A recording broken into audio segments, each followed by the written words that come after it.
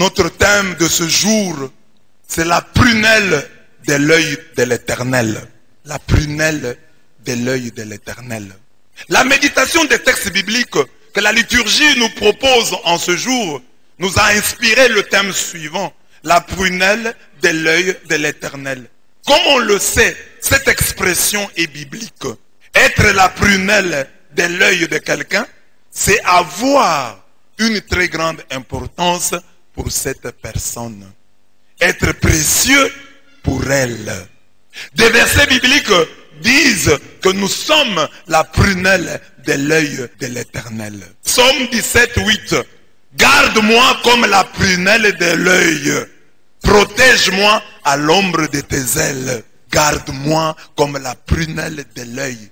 Protège-moi à l'ombre de tes ailes. Psaume 17, 8. Car ainsi parle l'Éternel des armées. Après cela viendra la gloire. Il m'a envoyé vers les nations qui vous ont dépouillé. Car c'est lui qui vous touche la prunelle de son œil. Il l'a trouvé dans une contrée déserte, dans une solitude aux effroyables hurlements. Il l'a entouré, il en a pris soin. Il l'a gardé comme la prunelle de son œil. Deutéronome 32, 10. Nous sommes très importants, nous sommes très précieux aux yeux de Dieu.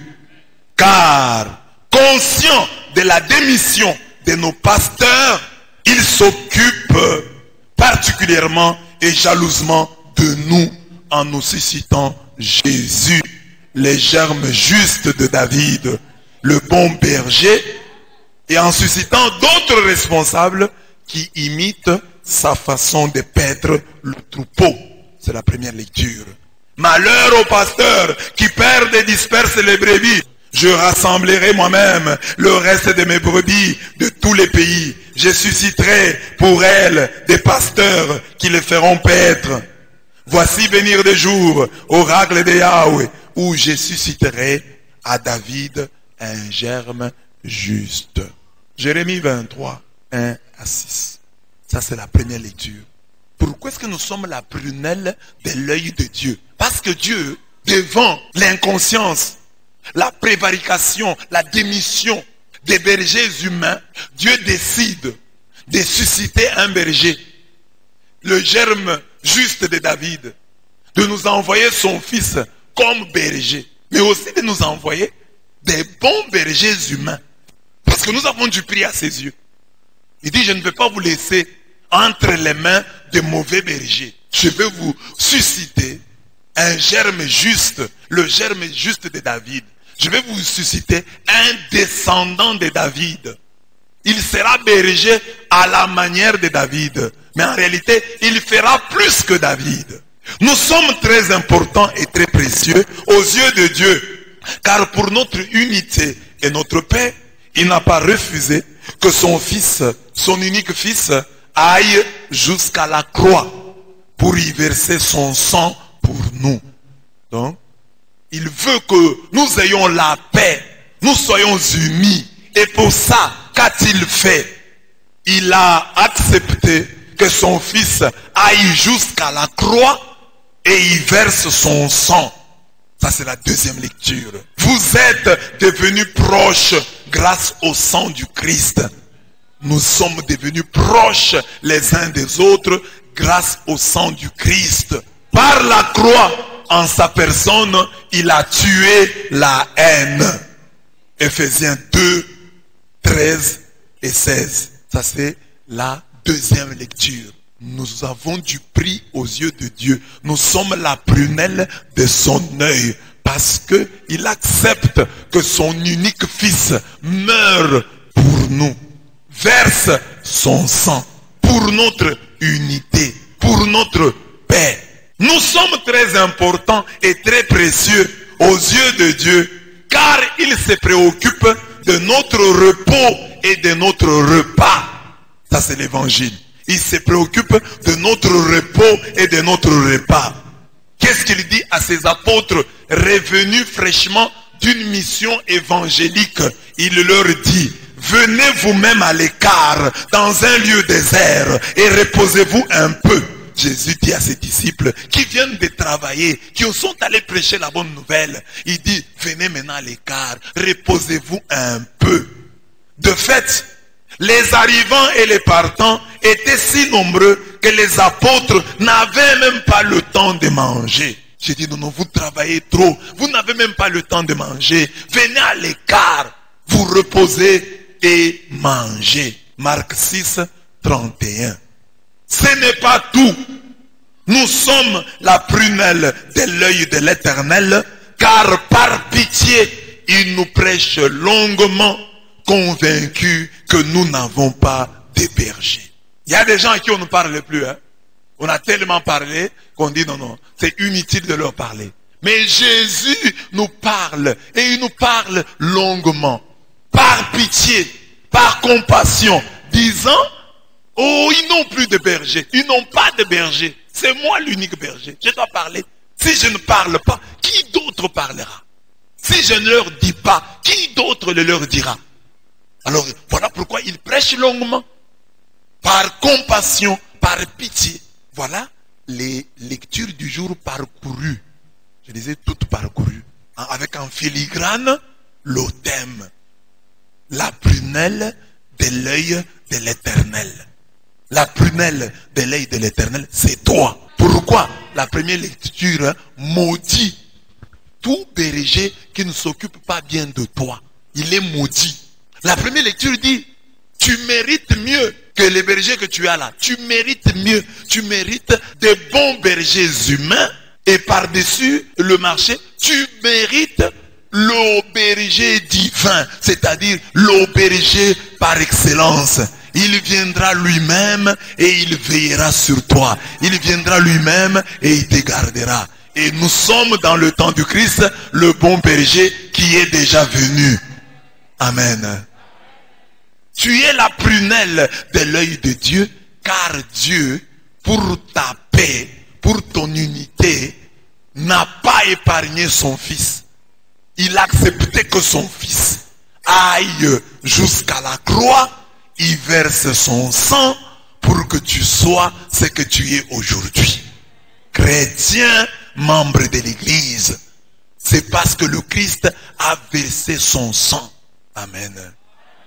C'est ça qui a soudé ce sacrifice-là, a soudé notre union, a fondé notre paix. Les Benachiamba qui sont ici comprendront mieux ce que j'ai dit, peut-être par rapport aux autres. Parce que les Benachiamba se sont entendus. Ils ont pris cette dame, ils l'ont enterrée vivante. Ils ont dit, c'est elle, Chiamba que nous venons d'enterrer ici, qui devient le socle de notre unité. Comme nous l'avons enterrée vivante, à partir d'aujourd'hui, nous ne pouvons plus nous chamailler, nous quereller. Nous devenons les Bajilang. Nous ne pouvons plus nous faire du mal. Parce que ils étaient des tribus, donc les Bakwamulumba, les Benampiana, bon, c'était des tribus comme ça. Mais ils ont dit, mais qu'est-ce qui va fonder maintenant notre union? Chiamba. Cette femme sacrifiée est devenue la base, le socle de leur unité, de leur convivence fraternelle. Alors, c'est un peu ça avec Jésus-Christ. Jésus-Christ meurt de lui-même. Il se sacrifie. Son sang versé nous unit. Chacun de nous se retrouve et dit, Jésus est mort pour moi. Jésus est mort pour moi. Jésus est mort pour moi. Ah, il est mort aussi pour toi. Ah, il est mort aussi pour toi. Donc nous sommes des frères. Comme les autres deviennent des Benachiamba. Parce que c'est ce sacrifice-là qui a fondé leur union. Maintenant, nous, le sacrifice qui fonde notre union et notre unité, c'est le sacrifice de Jésus-Christ. C'est ainsi que nous sommes les Ben Christo. Les Ben Christo. Et Ben Christo, ce n'est pas seulement un Tchoulouba. Ben Christo, c'est en hébreu. Ben, c'est fils. Adam, fils d'Adam. Ben Christ, Ben Chiam, Bin Adamu, Bin Adam. En hébreu, Ben Adam, fils d'Adam. Et puis en Tchoulouba, les Ben Christ, les Ben Chiam, dans l'évangile. Les apôtres vont en mission. Ils rentrent après avoir travaillé. Ils donnent à Jésus le rapport. Nous avons bien travaillé. Jésus dit, maintenant, vous avez travaillé, reposez-vous. Reposez-vous. Et mangez. Les apôtres veulent se reposer et manger. Oh, les gens apprennent qu'ils sont là. Les foules accourent pour venir encore suivre le message de Jésus.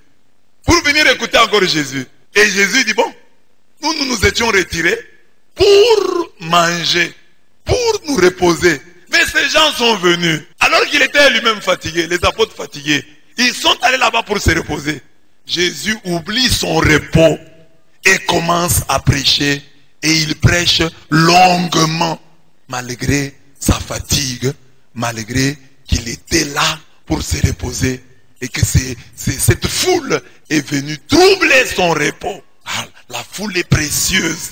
Parce que Jésus accepte que cette foule trouble les repos de ses apôtres. Jésus l'accepte. Il dit non, ils ont le droit. Ils n'ont pas d'autre berger. Bien que les gens lui-même étaient fatigués, les siens étaient fatigués. Il fait une longue homélie. Amen. Regarde ton voisin, appelle-le précieux, précieuse, précieuse.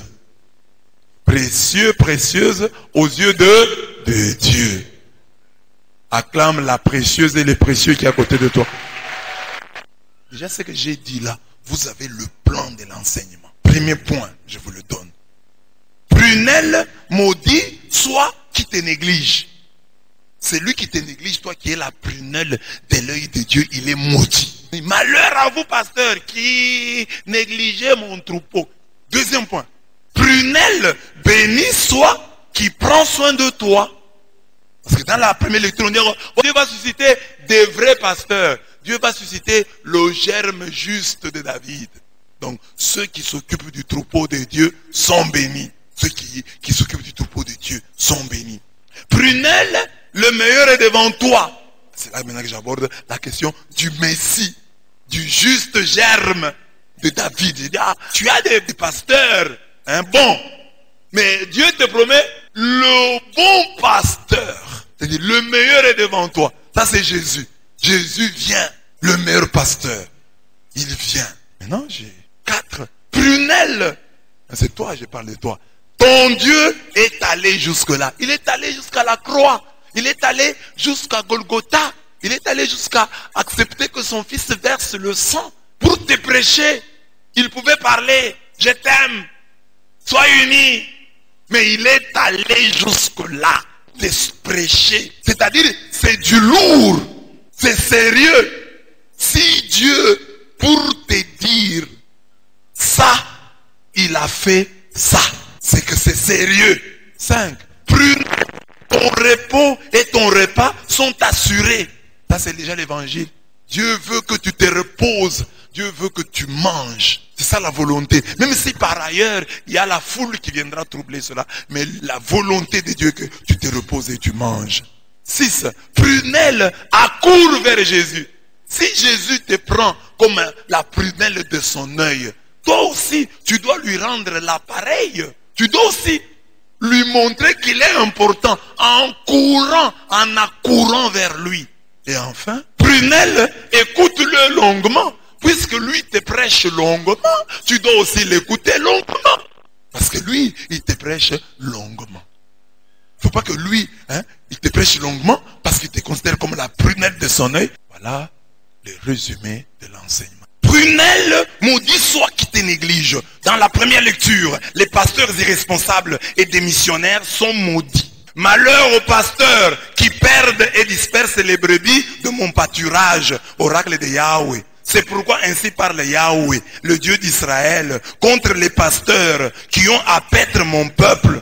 Vous avez dispersé mes brebis, vous les avez chassées et vous ne vous en êtes pas occupés.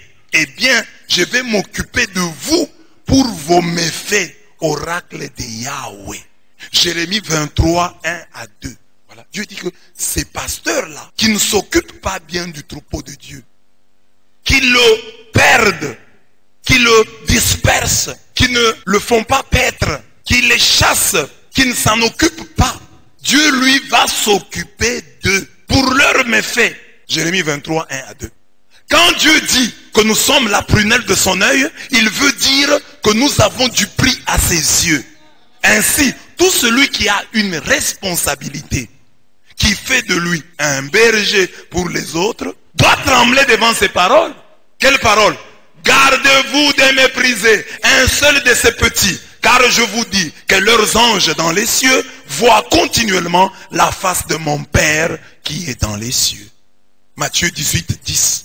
Donc, chacun ici a son ange. Et cet ange voit continuellement la face du Père qui est dans les cieux.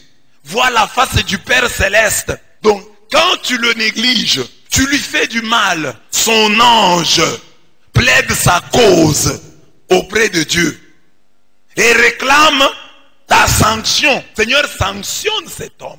Il a négligé, il a méprisé ton petit, ta brebis, le troupeau de ton pâturage. Romains 14, 15. Ça c'est Matthieu 18, 10. Romains 14, 15 dit, si pour un aliment, ton frère est contristé, tu ne te conduis plus selon la charité. Ne va pas avec ton aliment faire périr celui-là pour qui le Christ est mort. Là on parle des idolotites.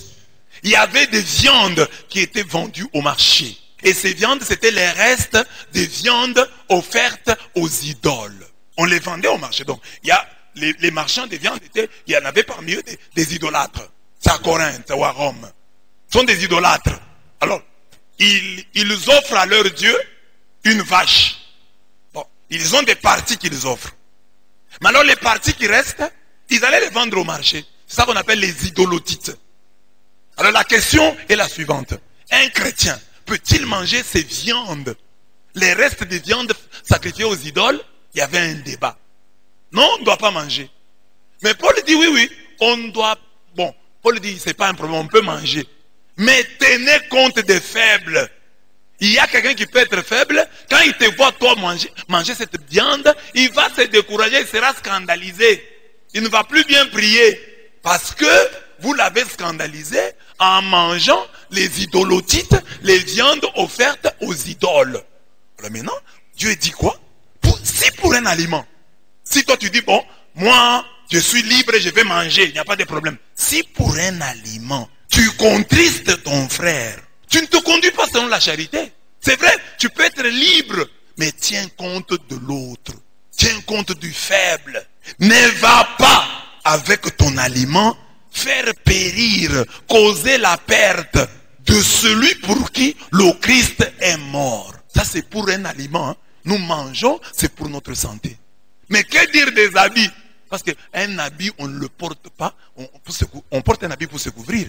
Mais il y a des gens qui portent des habits pour montrer des parties de leur corps. Si Paul dit, un aliment peut conduire ton frère en enfer, que dire du mauvais habillement? De l'habillement indécent. Parce que l'aliment, quelqu'un qui mange, on dit, quelqu'un peut te scandaliser parce que tu manges. Oh, le frère ici est un chrétien, il mange la viande offerte aux ancêtres. Pour chez nous ici. Il mange, traduisons ancêtre. Ça scandalise les gens. Mais toi tu manges. Alors, si pour un aliment, ton frère est triste, il est scandalisé, je ne mange plus. Paul lui-même va le dire après, il dit, je ne mangerai plus du tout de viande.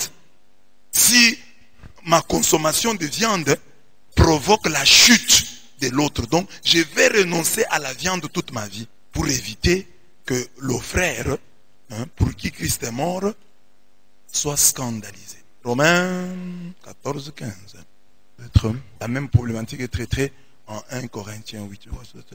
1 Corinthiens 8, 10. Car si quelqu'un te voit, toi qui as de la connaissance, assis à la table dans un temple d'idole, sa conscience à lui, qui est faible, ne le portera-t-elle pas à manger des viandes sacrifiées aux idoles?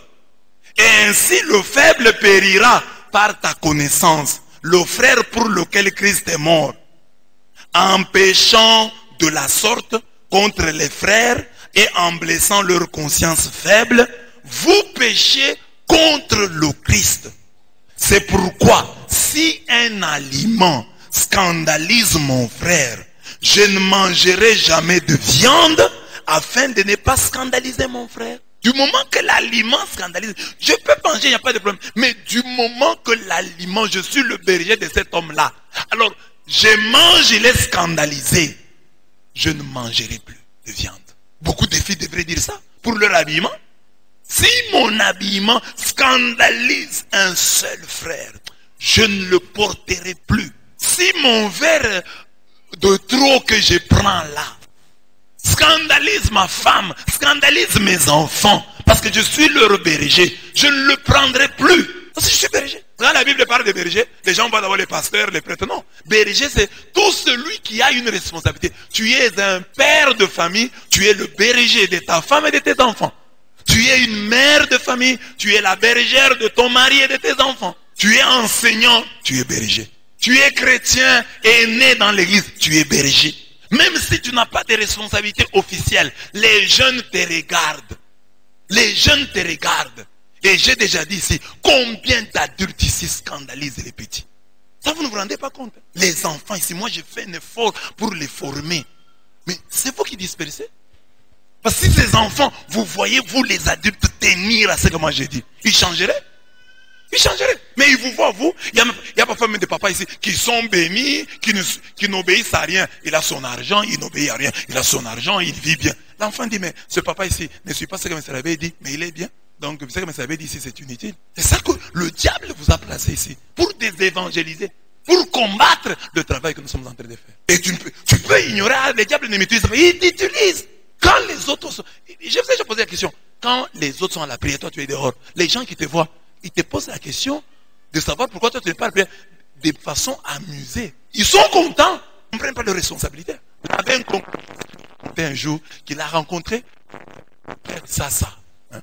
Celui qui a un serviteur bon et fidèle, le compositeur de toutes ces chansons-là. Il a rencontré. Le Père Sassa travaillait à Tchilengé. Alors, l'abbé Joseph était Tchilengé. Alors l'abbé Joseph lui dit, si je suis devenu prêtre, c'est parce que je vous voyais, vous. Le Père Sassa a été étonné. Ah bon? Je ne savais pas. Parce que je suis sûr d'une chose, que j'en ai scandalisé plus d'un. Mais que j'apprenne aujourd'hui qu'un est devenu aussi prêtre grâce à moi, ça me console. Ça me console. Nous sommes là dans ce monde. Nous sommes là à l'église. C'est pour notre propre édification, mais aussi pour l'édification de ceux qui sont à côté de nous. Ce sont nos brebis. Même si tu n'as pas de nomination officielle, celui qui est à côté de toi, c'est ta brebis. Si tu pries bien, si vous avez un quartier où tout le monde est concentré à la prière, ce quartier-là, les gens vont prier. Si l'un de vous, là où il prie, il va sensibiliser les autres. Ne viens pas seulement à l'église pour prier. Tu viens aussi à l'église pour édifier. L'enfant qui est à côté de toi, vois comment quand on prie, toi tu es en train de manier le téléphone. Moi je peux ne pas voir, mais cet enfant voit. Il dit, mais ce papa ici, c'est parmi les papas qu'on considère comme des responsables, c'est à l'église des papas bien. Mais regarde, on prie, lui il est dans le téléphone. Pendant tout l'enseignement, il est en train de regarder des photos. Si le téléphone contriste ton frère, ne l'utilise plus. S'il le scandalise, ce soir-là, il ne va pas prier. Mieux vaut le fermer et pour qu'on puisse causer. Papa, on cause, non? Non, j'ai des problèmes. Tu es toujours dans le téléphone. Ta femme est triste, ça ne te dit rien. Tu es chrétien, tu es un berger. Tu disperses le troupeau. Tu négliges la brebis. Et la Bible dit, c'est lui qui néglige le troupeau, la brebis de Dieu est maudit. Luc 17, 1 à 2. Il est impossible que les scandales n'arrivent pas, mais malheur à celui par qui ils arrivent. Mieux vaudrait pour lui se voir passer autour du cou une pierre à moudre et être jeté à la mer que de scandaliser un seul de ses petits. Luc 17, 1 à 12. Jésus dit, les scandales, il y en aura. Ils sont inévitables. Les gens scandaliseront. On se scandalisera. Regarde ton voisin, dis-lui, je scandaliserai. Tu scandaliseras. Il scandalisera. Nous scandaliserons. Vous scandaliserez. Ils scandaliseront. Jésus dit, c'est inévitable. Il y en aura. Mais il dit que ça ne passe pas par toi. Malheur à celui par qui passe le scandale. Malheur à celui par qui ils arrivent. Et Jésus dit, des hommes pareils, il faut prendre une pierre de meule, la mettre à leur cou et les jeter à la mer, afin qu'ils ne puissent plus réapparaître à la surface, qu'ils meurent. Il ajoute même que mieux aurait valu qu'ils ne naissent même pas. Parce que tu scandalises, parce que tu deviens une pierre d'achoppement. Tu empêches à l'autre de progresser. Le scandale, c'est quoi? Quelqu'un est sur le chemin de la foi. C'est ça le chemin de la foi. Oh, je crois en Dieu. Et il te trouve toi là-bas. Tu le bloques. Tu deviens le blocage sur son chemin de foi. Parce que tu as dit, ah, mais celui-ci aussi a fait ça. Tu peux dire tout ce que tu veux. Ah, il doit grandir dans la foi. Mais dès que tu le scandalises, Jésus dit que tu es malheureux. Il aurait fallu que tu ne naisses même pas. Amen. Bien-aimé, comme nous ne savons pas qui nous avons scandalisé, comme dans le cas du Père dont je vous ai parlé, tout ce que nous avons à notre portée, c'est l'édification. Le scandale, on ne sait pas. Toi, tu peux répondre, parler, penser, bien faire. Quelqu'un peut mal interpréter et se scandaliser lui-même. Mais au moins, ce qui est à notre pouvoir, c'est édifier. Multiplier le bien. On dit, confessez-vous. Confesse-toi. Demandons pardon. Demande pardon. Priez. Prie. Offrir. Offre. Dansez pour Dieu. Danse. Chantez pour Dieu. Chante. Le reste, on ne sait pas. Je ne sais pas comment tu vas scandaliser quelqu'un. Écoute, si en cours de route, tout d'un coup, tu as une forte envie de te soulager. Si tu ne le fais pas, tu mouilles tes habits. Tu peux être obligé de le faire à un endroit inapproprié. Et tu peux scandaliser. Tu regardes dans l'avenue, il n'y a personne. Juste quand tu commences, quelqu'un entre sur l'avenue avec une moto. Et derrière, là, il y a une fille de la paroisse. Tu l'as scandalisé. Mais ce n'est pas de mauvaise foi. Tu as été obligé. Le corps l'a réclamé. Bon, cet enfant, il ne saura pas pourquoi tu... Mais il va partir. Ah, j'ai trouvé papa tel sur la rue, le papa là. Non, tu l'as scandalisé. Ça ne dépend pas de toi. Ce qui dépend de toi, c'est l'édification. Comme nous ne savons pas qui nous allons scandaliser, utilisons chaque minute que Dieu nous donne pour édifier, pour construire les autres. Je vais faire ça. Si un jeune voit ça, ça va l'aider. Si un papa voit ça, ça va l'aider. Que je fasse prier, que je pousse les autres à danser, que je pousse les autres à aimer Dieu, que je les aide par mon attitude, par mon comportement à s'attacher à Dieu. Je suis leur berger. Je suis leur berger. Amen. Dis à ton voisin, tu es mon berger. Édifie-moi. Édifie-moi. Parce que tu ne sais pas le jour où tu vas me scandaliser. Mais édifie-moi. Au moins tu es sûr, tu peux dire, ça j'ai fait pour édifier. Mais on vous a déjà édifié. Les bons exemples, ça vous touche. Les bons exemples, quantité négligeable, vous négligez. Mais les mauvais exemples, même pas, ce ne sont pas des mauvais exemples. C'est ce que je dis souvent aux jeunes. Il y a des jeunes ici, tu es chrétien, il y a un deuil, tu veux apparaître comme une star au deuil. Tu seras seulement toute ta vie la star des deuils. Toi-même, tu écris ton destin, tu écris ta destinée. Les gens ont perdu quelqu'un, toi tu vas créer des zones là-bas. Le berger édifie. Le berger ne scandalise pas. Mais comme les scandales, Jésus dit, ils sont inévitables. Certains sont des faux scandales, ça existe. Des faux scandales existent. Quelqu'un peut se scandaliser parce que nous ne savons pas pourquoi tel et tel fait ça. On ne sait pas. Tel et tel font ça. On ne sait pas. C'est comme les cas qu'on donne souvent. Un pasteur est dans une église. On l'appelle au téléphone, on dit, non, voilà, ta soeur qui était partie, c'est pas où. Elle est rentrée. Elle est dans tel quartier. Le pasteur ne connaît pas le nom du quartier, le type du quartier. Il se rend dans le quartier. Il arrive dans le quartier. Il voit bien sa soeur. Et il cause avec sa soeur. Et des fidèles passent par là. Voient la soeur du pasteur dans ce quartier-là. Mais le quartier est réputé un quartier de prostituées. Le fidèle a vu le pasteur dans un quartier de prostituées parlant à une prostituée. Ah, le pasteur donc il vient ici. Donc le pasteur aussi fait ça. Vraiment scandalisé. Elle répand la nouvelle dans toute l'église. Et les gens là sont en train de chuchoter, scandalisés. Quand le pasteur prêche là, il boude. Un dimanche passe, le pasteur n'est pas au courant. Parce que ça se chuchote entre chrétiens. Deuxième dimanche passe. Le pasteur convainc finalement sa soeur à venir à l'église comme ça. Et la sœur vient à l'église. Et quand on accueille les nouveaux, elle est là. Le pasteur la met debout. La dame là qui te dit, c'est ça. C'est elle. Sa pute là du quartier. Le pasteur présente, voilà. C'est ma sœur, elle était partie en Angola. Ça fait des années. Alors on m'a dit qu'elle est. Alors je suis allé la chercher. Maintenant elle est ici. Elle va commencer à prier avec nous. Mais l'autre avait déjà beaucoup parlé. Donc il y avait des gens même qui avaient déjà quitté l'église pour ça. Trop tard. C'était la sœur du pasteur. Faux scandale, ça existe. Mais comme nous ne pouvons pas nous vacciner, nous préserver de faux scandales, qui est en notre pouvoir l'édification. J'ai toujours dit que les gens qui sont devant ici, vous êtes responsables de beaucoup de choses. S'asseoir à l'église devant, vous êtes responsable de beaucoup de choses. Vous voyez ceux qui sont dans le fond là, je ne les vois pas. Mais moi je vous vois, vous qui êtes devant. Votre attitude peut déterminer une prédication en bien ou en mal. Vous ne savez pas. À l'église, ayez peur de vous mettre devant. Parce que vous ne savez, vous pouvez abîmer toute la prière, vous. Parce que vous êtes devant là, ce que vous faites là, trouble les prédicateurs, le sortent du temps, et lui vole l'inspiration. Et toi, tu ne sais pas, tu es calme. Berger de l'autre, tu ne sais pas le mal que tu fais, son impact dans la vie de l'autre. Tu ne sais pas. Je disais aux gens, il y a des gens parfois qui se posent la question, comment tel abbé est devenu comme ça? Mais il avait bien commencé. Des chrétiens l'ont découragé. Nous tous ici.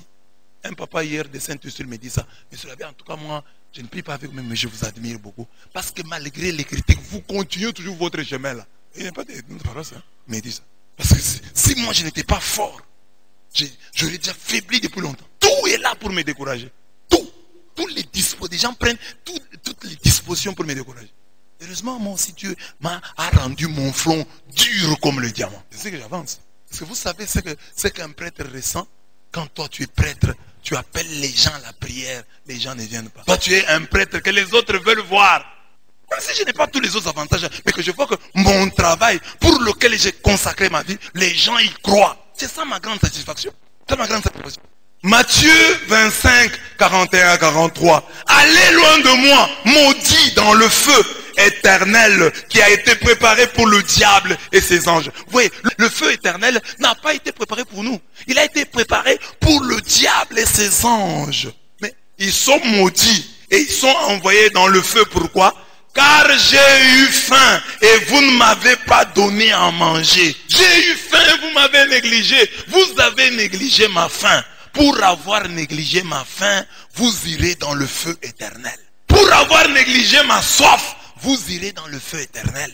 Pour avoir négligé le fait que j'étais un étranger au milieu de vous, vous irez dans le feu éternel. Pour avoir négligé mon habillement, vous irez dans le feu éternel. Pour avoir négligé ma maladie, vous irez dans le feu éternel. Pour avoir négligé mon emprisonnement, vous irez dans le feu éternel. Vous êtes maudits. Prunelle, maudit soit qui te néglige. Maudit soit qui te néglige. Quelqu'un a faim, ça ne te dit rien. Quelqu'un a soif, ça ne te dit rien. Il est mal habillé, ça ne te dit bien. Ça ne te dit rien. Il est en prison, ça ne te dit rien. Il est malade, ça ne te dit rien. Tu es maudit, dit Dieu. Jésus dit, cet homme-là que tu négliges, le petit que tu négliges, c'est lui-même.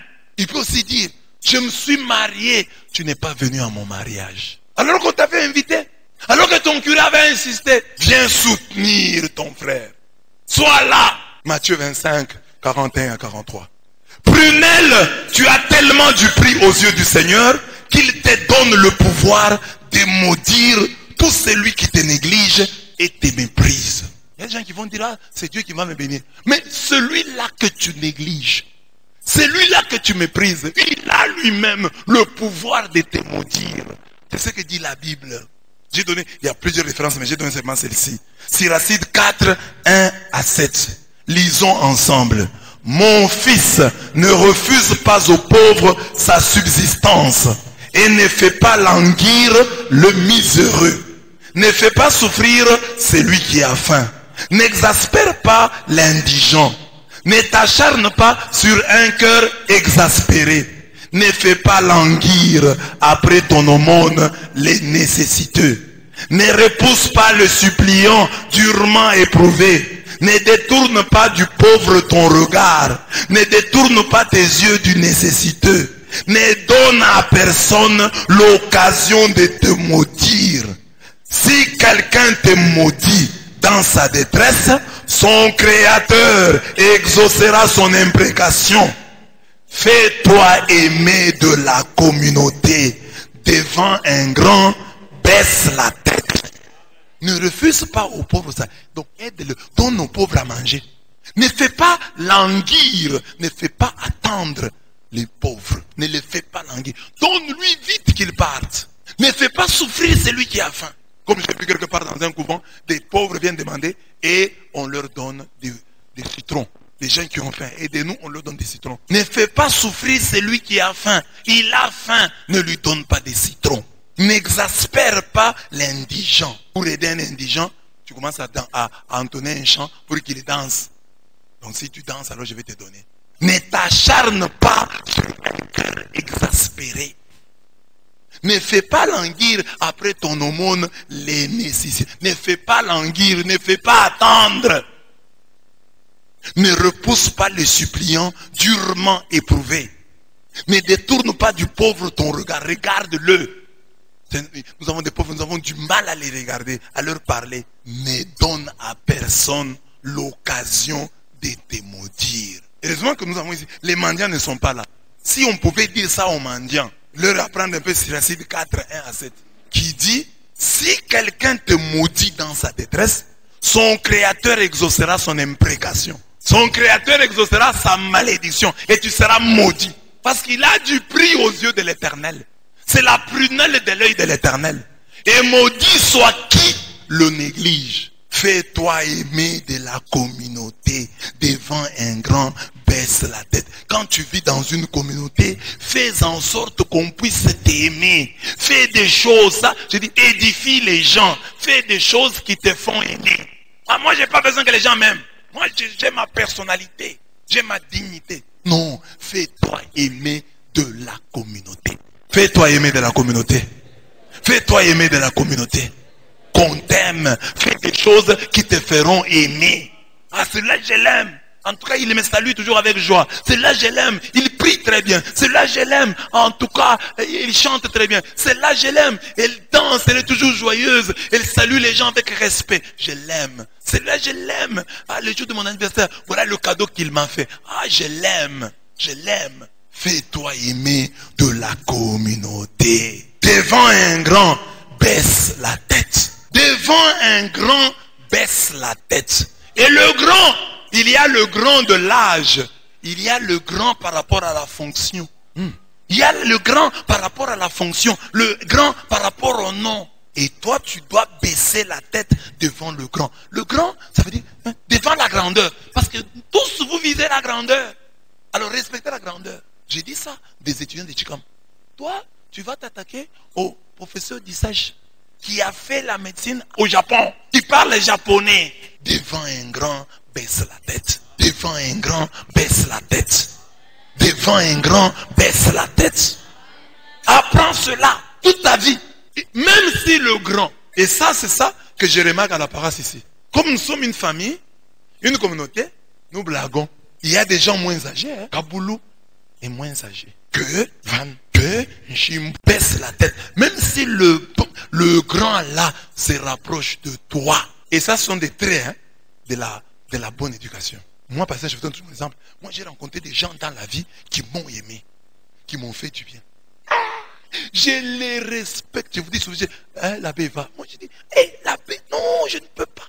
Parce que quand je n'étais rien, eux me respectaient. Eux m'ont aimé. Mais ce n'est pas parce qu'aujourd'hui, je suis devenu avec Blaise que je veux oublier ça. Je ne peux pas oublier. Je ne peux pas oublier. Et quand l'abbé Eva, je baisse la tête. Je baisserai toujours la tête. Si je suis avec l'abbé Eva, moi, l'abbé Eva a un point de vue contraire au mien. Je vais me taire. Je ne vais pas mourir. Je vais me taire. Si je vois surtout qu'il tient, je peux toujours lui dire oui, mais je vois qu'il tient à son point de vue. Marque tous les grandes personnes qui disent cette fille-là est respectueuse. Même si le papa la blague avec toi, même si le grand frère la blague avec toi, surtout quand il blague avec toi, c'est alors que tu dois dire il ne faut pas que je lui donne l'impression que comme il blague avec moi, maintenant moi je vais blaguer aussi avec lui. Non. Et ça c'est l'école ici. C'est l'école ici. Quand tu es passé par mes mains, tu dois être comme ça. Je dois être fier de toi. Hein? Que quand un autre prêtre te trouve, il dit non, qui t'a formé? Que tu dis c'est la Bible. C'est ça ma fierté. C'est ça la fierté d'un père. Hein? Non, lui, il respecte les aînés. Devant un grand, il baisse la tête. Prunelle, maudit qui te néglige. Maudit soit qui te néglige. Tous ces textes que je viens de citer montrent que nous sommes bergers les uns des autres. Celui qui néglige cette dimension de notre vie tombe sous la divine malédiction. Prunelle, celui qui t'aime à en mourir et que tu aimes tant, te dit avec insistance, paie mes brebis. Paie mes brebis. Paie là mes brebis, c'est pas la paix. C'est verbe paître. Fais manger mes brebis. Donne la nourriture à mes brebis. Amen. Dis à ton voisin, prunelle, Jésus te dit avec insistance, paie mes brebis. Paie mes brebis. Bonjour, félicitations, c'est bien fait, tu es bien habillé. Les brebis ont besoin de ça. C'est comme ça qu'il faut les paître. Vous avez bien fait, vous avez bien agi. Nous sommes contents. En tout cas, c'est très bien. Il faut dire ça. Être prêt à la moindre bonne chose, de pouvoir l'apprécier, de pouvoir faire du bruit sur chaque bien qui vous est fait. Et de vivre conséquemment au bien qui vous est fait. Amen. Amen. Comme la malédiction tombe sur tout celui qui néglige la prunelle de l'œil de l'Éternel, nous avons donc l'obligation de paître les brebis. Donc nous devons nous occuper des brebis. Occupons-nous des brebis de Dieu. Parce que si nous ne nous en occupons pas, Dieu va nous maudire. Nous sommes déjà maudits. Et les brebis, elles-mêmes négligées là, vont nous maudire. Amen. Amen. Est-ce que tu as compris? Est-ce que tu as compris? Nous allons le mettre debout. Nous allons prier pour que le Seigneur nous fasse comprendre ce premier point. Seigneur, je ne dois négliger personne. Seigneur, je ne dois scandaliser personne. Seigneur, je dois édifier tout le monde. Autant que faire se peut. Dans la mesure du possible. Je veux ne pas scandaliser, je veux édifier. Édifier, je suis aussi même le berger de mon curé. Je dois aussi prendre soin de lui. Je ne dois pas le négliger. Lui aussi a besoin qu'on l'encourage. Lui aussi a besoin de ça. Tout le monde en a besoin. Nous sommes bergers les uns des autres. Que Dieu nous fasse comprendre cela, que c'est très important. Les bergers sont les pasteurs, les politiciens, non, les parents. Tout le monde est berger de tout